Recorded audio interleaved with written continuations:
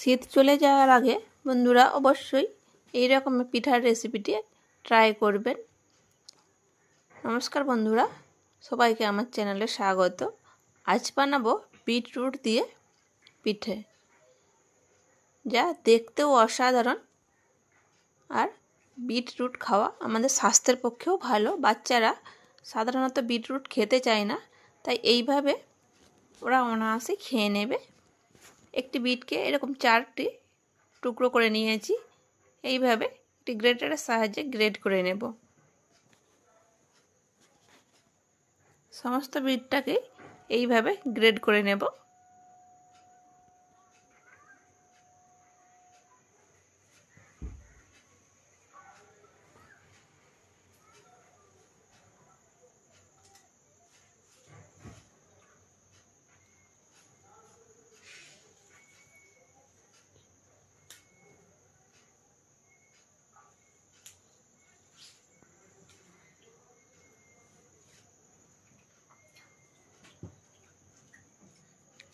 সারা বছর বিট পাওয়া গেলেও এই শীতকালীন যে বিটগুলি হয় এর রং অপূর্ব সুন্দর হয়।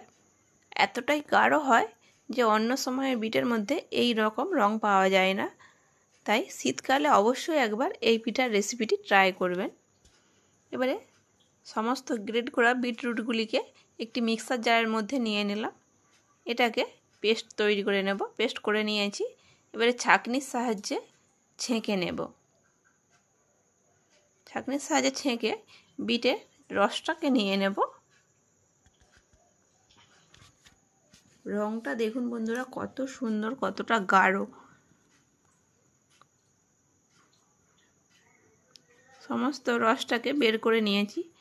বিটের রসটা ফুটিয়ে নিলাম। এই জন্যই আমি কড়াতে বিটের রসটা ছেঁকে নিয়েছিলাম। দিয়ে দিলাম স্বাদ মতো লবণ। এবারে এর মধ্যে দিয়ে দিলাম চালের গুঁড়ি। পরিমাণ মতো চালের গুঁড়ি দিয়ে একটি ডো তৈরি করে নেব। বিটের রসের সাথে ভালো করে চালের গুঁড়িটাকে মিশিয়ে নেব। এইভাবে একটি ডো তৈরি করে নিয়েছি।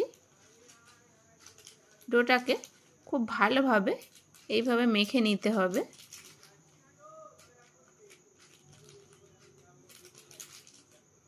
এখানে কিছুটা গুড় নিয়ে নিয়েছি। গুড়টাকে এইভাবে গ্রেট করে নেব। গ্যাস জেলে একটি কড়া বসিয়ে দিলাম।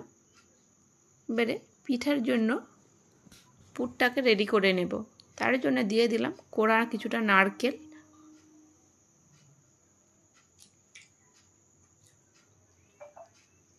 নারকেলটা নেড়ে চেড়ে এর মধ্যে আগে থেকে গ্রেট করে রাখা গুড়টা দিয়ে দিলাম। নারকেলের সাথে মিশিয়ে নেব। আপনারা চাইলে এখানে চিনিও ব্যবহার করতে পারেন। নারকেলের পুরটা রেডি হয়ে গেছে। একটি বড় ডেকচিতে কিছুটা জল বসিয়ে দিলাম ফোটার জন্য।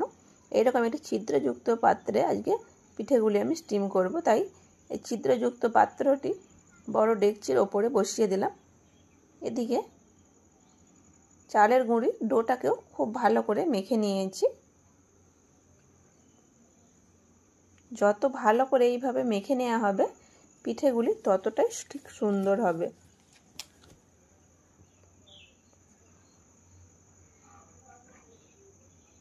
এইভাবে আমি বড় বড় করে লেচি কেটে নিলাম।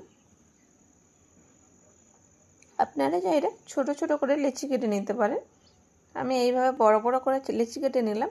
একেবারে অনেকগুলি হয়ে যাবে পিঠে তৈরি। এবারে অল্প চালের গুঁড়ি কিংবা ময়দা ছড়িয়ে বেলে নিতে হবে। কিংবা কোনো অংশ মোটা না থাকে সম্পূর্ণ রুটিটাই সমান করে বেলে নিতে হবে। এইভাবে আমি বেলে নিয়েছি। এরকম একটি প্লাস্টিক বোতলের ঢাকনা দিয়ে কেটে নেব। আপনারা চাইলে একবারে না বেলে একটা একটা ছোট ছোট লেচি কেটে নিয়ে এইভাবে গোল করে বেলে নিতে পারেন। এইবারে এর মধ্যে যে আগে থেকে পুরটা তৈরি করে রেখেছিলাম, নারকেলের পুর রেডি করে রেখেছিলাম, সেটি দিয়ে দিলাম। দিয়ে এইভাবে ডিজাইন করে দেব।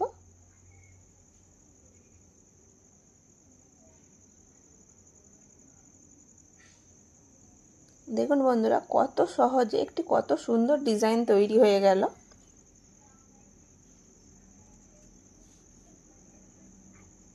এইভাবে সবগুলি তৈরি করে নেব। একইভাবে নারকেলের পুর দিয়ে দিলাম, দিয়ে মুখগুলিকে একইভাবে সিল করে দেব। মুখগুলিকে খুব ভালোভাবে সিল করে নিতে হবে, তা না হলে খুলে যাবে। সব তৈরি করে নিয়েছি। এইবারে সবগুলি স্টিম হতে দিয়ে দেব।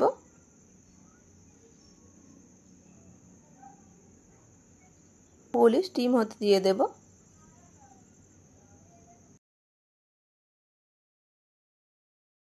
কত সুন্দর লাগছে, ঠিক যেন ফুলগুলি স্টিম হচ্ছে।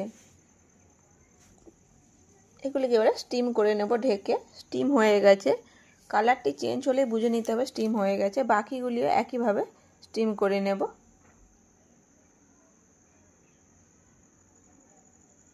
স্টিম হওয়ার সাথে সাথেই কালারটা চেঞ্জ হয়ে যাবে।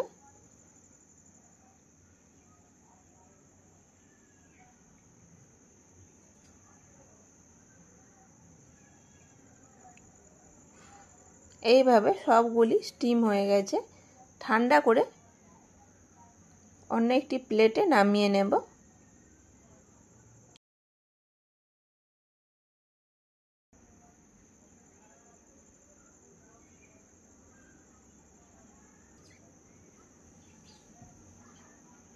স্টিম হয়ে গেছে, এবার এগুলিকে নামিয়ে নেব অন্য একটি প্লেটে।